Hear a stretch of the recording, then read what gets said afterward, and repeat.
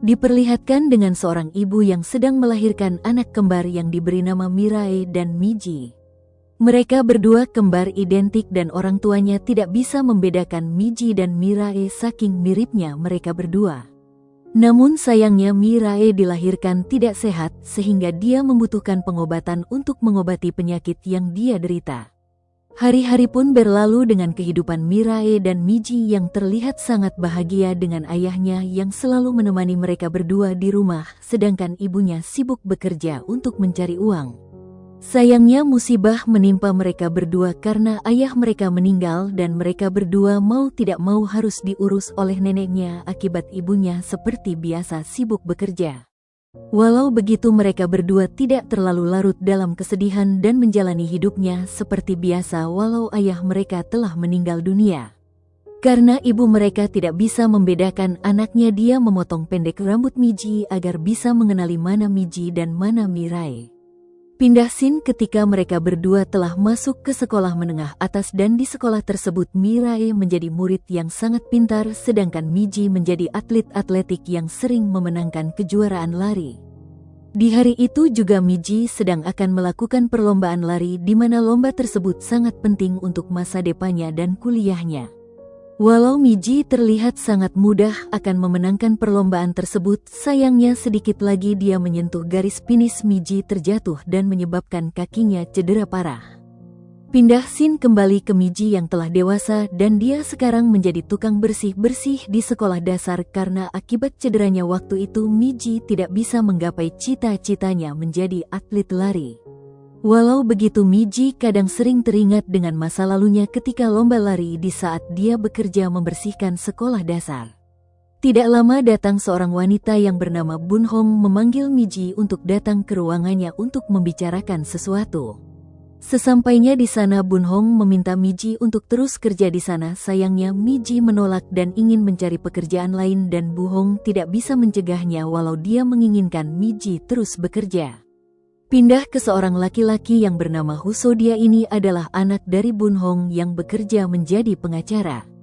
Huso sangat disukai oleh atasannya karena kinerja Huso sangat baik menjadi pengacara, namun ada yang janggal di mana Huso tidak bisa mendengar perkataan orang lain ketika orang tersebut ada di belakang Huso. Walau begitu Huso sangat ahli membaca gerak bibir orang lain, sejauh apapun orang yang sedang berbicara Huso bisa menerjemahkan apa yang mereka bicarakan selagi Huso bisa melihat orang tersebut berbicara. Selesai bekerja Huso bersiap-siap untuk menemui ibunya dan memakai dasi yang sangat Huso sukai, entah pemberian siapa dasi tersebut. Pindah ke Miji yang disuruh oleh ibunya untuk memberikan makanan ke Bun Hong karena hari ini adalah peringatan meninggalnya suami Bun Hong. Miji lalu pergi ke rumah Bun Hong dan sesampainya di sana Bun Hong memberitahu Miji jika anaknya Suho sebentar lagi akan sampai ke rumah yang membuat Miji kaget akan semua itu. Miji lalu berpamitan dan langsung pergi dari rumah Bun Hong. Sayangnya ketika membuka gerbang Suho sudah datang ke sana. Miji pun terkejut akibat Suho sekarang ada di hadapannya. Walau Miji terlihat menghindari Suho, Miji terlihat senang ketika melihat Suho memakai dasi yang dia rekomendasikan untuk Suho. Kebahagiaan itu sirna di saat Suho menanyakan kabar Mirae terhadap Miji dan Miji menyuruh Suho menanyakan kabar Mirae langsung terhadap orangnya bukan terhadap dirinya. Setelah itu Miji pun pergi. Miji bisa semarah itu ketika Suho menanyakan kabar Mirae tadi karena mereka berdua sekarang tidak sedekat dulu setelah Mirae bekerja di pemerintahan. Mirae sangat susah untuk dihubungi, bahkan sangat jarang menemui keluarganya. Bahkan ketika neneknya sakit parah di rumah sakit, Mirae tidak kunjung menjenguk neneknya walau Miji terus memaksa Mirae untuk datang ke rumah sakit. Entah apa yang terjadi terhadap Mirae yang membuat dia berubah, tapi yang jelas Mirae terlihat sangat tidak nyaman di pekerjaannya walau sekarang dia sudah kaya setelah bekerja di pemerintahan. Frustasi banyak orang yang menanyakan kabar Mirae terhadapnya. Miji pergi ke tempat sepi untuk menenangkan pikirannya, namun tidak lama datang Suho ke sana kembali menanyakan kabar Mirae. Saking marahnya Miji, dia tidak sengaja memukul telinga Suho dan seketika Miji mengingat masa lalunya ketika pertama kali bertemu dengan Suho. Di sekolah Suho pendiam dan tidak ingin bergaul dengan orang lain yang membuat orang lain tidak terlalu menyukai kepribadian Suho, begitupun Miji. Di saat Suho melamun di pinggir lapangan, Suho terkena benturan dari bola yang terkena telinganya yang membuat Suho merasa pusing akan hal tersebut. Miji lalu meminta maaf terhadap Suho karena barusan dialah yang telah menendang bola tersebut sehingga terkena kepala dari Suho. Namun Suho tidak merespon dan terus menahan sakit akibat kupingnya terus berdenung. Lantas Miji yang menyadarinya memegang tangan Suho agar Suho bisa tenang. Setelah Suho kembali sedikit tenang, dia melihat Miji di hadapannya sedang memegang tangannya, lalu tanpa sepatah kata apapun Suho pergi begitu saja meninggalkan Miji. Miji yang menyadari Suho tidak baik-baik saja mengikuti Suho dan mengajak Suho agar naik ke sepedanya supaya dirinya bisa mengantar Suho pulang. Dengan berjalan pincang dan menahan rasa sakit, Suho tidak memperdulikan Miji dan terus berjalan agar bisa menghindari Miji. Kesal Suho tidak memperdulikannya. Miji berkata, "Apakah Suho tuli?" Karena dari tadi tidak mendengarkannya dia berbicara dan seketika Suho terjatuh lalu berkata jika benar dia cacat dan apakah Miji senang karena telah menghinanya. Miji terdiam mendengar semua itu. Ternyata Suho benar-benar tuli dan sesampainya di rumah Miji menanyakan tentang Suho terhadap Mirae karena Mirae dan Suho dekat di sekolah akibat mereka berdua adalah murid pintar yang sering belajar bersama. Mirae lalu memberitahu Miji jika Suho mengalami kecelakaan yang membuat setengah dari tubuhnya hampir hancur dan pendengarannya terganggu setelah mengalami kecelakaan tersebut. Miji yang tidak tahu apa-apa setelah mendengar semua itu merasa bersalah terhadap Suho karena dia tadi menghina Suho dengan mengatakan tuli. Pindah kembali ke sekarang, Suho memberitahu Miji agar tidak khawatir terhadap telinganya karena dia sekarang tidak merasakan sakit seperti dulu akibat dia sekarang sepenuhnya tidak bisa mendengar apapun. Walau sekarang Suho tuli, dia masih bisa berbicara dengan orang lain dengan cara melihat gerak bibir orang yang berbicara terhadapnya. Miji lantas menanyakan kenapa Suho tadi menanyakan kabar Mirae padahal tempat bekerja Suho dan Mirae tidak jauh. Suho pun memberitahu Miji jika sepertinya Mirae sedang tidak baik-baik saja karena dia tidak lama ini bertemu dengan Mirae, namun Mirae malah pergi meninggalkan Suho setelah Mirae melihat Suho ada di sana. Karena Suho tahu hanya terhadap Miji lah Mirae bisa bercerita tentang masalah hidupnya, berbeda terhadap Suho dan orang lain karena Mirae selalu menghindar ketika ada masalah akibat Mirae tidak ingin terlihat lemah.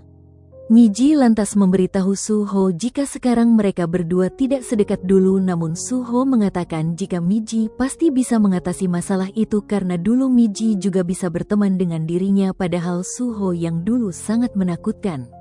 Keesokan harinya setelah mendengar jika Mirae terlihat tidak baik-baik saja dari Suho, Miji mendatangi Mirae untuk menanyakan keadaannya.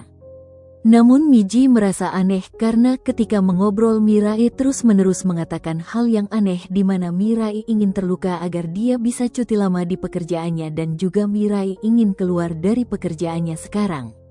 Miji yang mendengar semua itu menyuruh Mirae tidak melakukan semua itu dan tetap bertahan di perusahaan walau Miji tahu Mirae merasa lelah dan sibuk akibat pekerjaannya.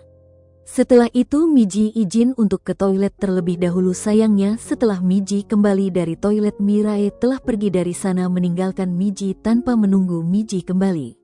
Merasa ada yang aneh terhadap Mirae, Miji mengingat perkataan Mirae tadi yang terlihat ingin melukai dirinya sendiri agar cuti lama dari perusahaannya. Miji lalu berlari pergi ke apartemen Mirae karena takut Mirae melakukan hal yang berbahaya dan melukai dirinya sendiri. Sesampainya di sana Miji melihat Mirae sedang ingin lompat dari jendela apartemennya, lantas Miji memegang tangan Mirae ketika Mirae meloncat dari apartemennya. Walau Miji bisa memegang tangan Mirae, sayangnya mereka berdua malah terjatuh dari lantai 3, namun untungnya mereka berdua tidak terluka parah. Setelah terjatuh Miji menangis dan memarahi Mirae agar tidak melakukan hal bodoh seperti itu lagi karena dia tidak ingin kehilangan sosok kakaknya. Mirae pun memeluk Miji dan merasa bersalah karena dia tadi melakukan hal bodoh yang bisa membuat orang yang menyayanginya bersedih.